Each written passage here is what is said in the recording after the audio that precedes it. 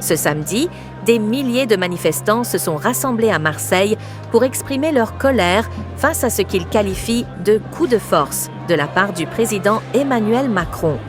Les participants, issus de divers horizons politiques et syndicaux, dénoncent la manière dont le gouvernement impose ses décisions sans tenir compte des revendications populaires.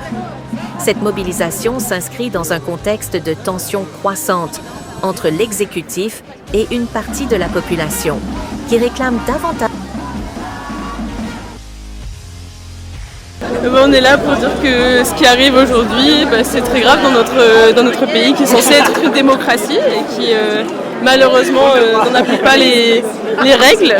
Et je pense que c'est important qu'en tant que jeunes, on se mobilise dans ce pays pour montrer que ce n'est pas des processus qui sont normaux et qu'on accepte. Je sais pas, on est Est-ce juste que vous pensez là que pour la dire démocratie en France est en danger? Oui, et ça fait bien longtemps. Mais là, d'autant plus. On est allé voter il y a un mois pour rien. Non, c'était il y a plus d'un mois. On avait voté il y a 2 mois et demi pour rien. Et aujourd'hui, on se retrouve avec un Premier ministre de droite qui n'a rien à faire là. Et on se sent clairement plus écouté depuis bien longtemps dans le pays. Et je pense que ça ne va pas en s'améliorant du tout. Le Front populaire a gagné, et parce que le nouveau Front populaire a gagné, nous devons avoir un Premier ministre du nouveau Front populaire. Il doit respecter la démocratie, il doit respecter les électeurs, il doit respecter les voix et les paroles des Français. Donc on sera là quand il faudra. Est-ce que vous pensez que cette mobilisation sera écoutée? Elle doit être écoutée. Il est salutaire qu'elle soit écoutée. Parce qu'aujourd'hui, on est vraiment dans une période de crise. Personne ne se comprend, donc si on ne s'entend pas, ça va devenir de plus en plus compliqué. Donc oui, bien évidemment, nous devons être entendus, le peuple doit être entendu.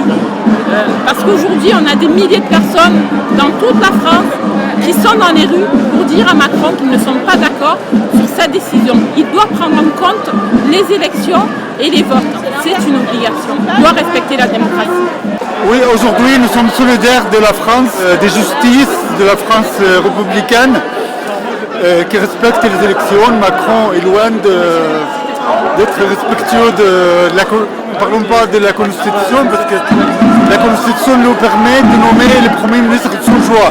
Il faut respecter le choix du peuple, qui a voté dans les élections législatives, dans les élections européennes, à une majorité pour les partis de gauche, qui sont fait une alliance pour gouverner, pour apporter des changements.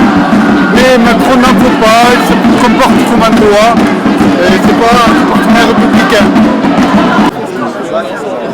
Et aujourd'hui, clairement, ils savent ce qu'ils font quand ils décident de refuser d'écouter le vote des gens et de nommer en Premier ministre un représentant d'un parti qui a fait 5% et qui n'a pas fait le Front républicain.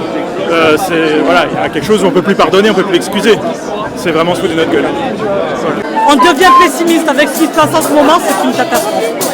On nous écoute plus, les Français ne sont plus écoutés. On a un pouvoir d'achat qui est catastrophique et il n'y a rien qui a avancé. Je suis étranger, j'habite la France depuis 20 ans. Pour moi, la France était un peu l'exemple de la démocratie, le temple de la démocratie. Aujourd'hui, je vois qu'il s'instaure une attitude très autoritaire. Et ce qui se passe en ce moment, c'est vraiment le summum de tout en fait. C'est-à-dire qu'il y a eu des élections et le président ne prend pas en compte les résultats des élections. Et il décide de préserver les politiques qu'il fait lui. Donc oui, la démocratie, elle est en danger, très en danger. Bonjour, est-ce que vous pouvez nous parler de cette mobilisation? Macron a fait un bouquin qu'il a intitulé exagérément Révolution. On a vu sa révolution, ça fait 2 mandats. Et en plus, ce monsieur ne respecte pas les élections. Donc je suis dans la rue pour lui dire qu'il s'en aille, et on revote, ou alors qu'il nomme un Premier ministre, ce qu'il n'a pas fait, dans le parti majoritaire à l'Assemblée. En tout cas, qui a la majorité de députés. Ce qu'il a fait, c'est qu'il a pris dans le parti qui a le moins de députés. Bon, c'est Macron, voilà. Aujourd'hui, regardez, nous sommes pour ce drapeau. Voilà. Vous savez, cette situation française, on est arrivé à cet état-là parce qu'il y a un peuple de droit et de justice qui demande une Palestine libre. Et c'est pour cela que nous avons tous cohue. La France refuse de reconnaître l'État palestinien par le biais de ses institutions. Les pouvoirs français ont évincé la démocratie uniquement pour éviter que la Palestine soit libre. Et aujourd'hui, nous sommes là en train de manifester avec ce qu'on pourrait appeler les insurrections pour pouvoir remettre de l'ordre dans l'État français, pour que la France devienne un État de droit et un État où les hommes libres peuvent s'exprimer. Il y a une forte mobilisation du front de gauche. S'il y a un message à passer aux Marseillais qui ont voté pour vous, c'est lequel? D'abord, je les remercie. Et deuxièmement, je leur dis qu'il ne faut pas perdre espoir, qu'il ne faut pas lâcher l'affaire. Que d'abord, ils ont bien fait de se mobiliser. Ils ont empêché en particulier l'extrême droite, Marine Le Pen, Jordan Bardella de gagner. Et puis, ils ont montré qu'il y avait une force puissante autour du nouveau Front Populaire qui voulait changer les choses.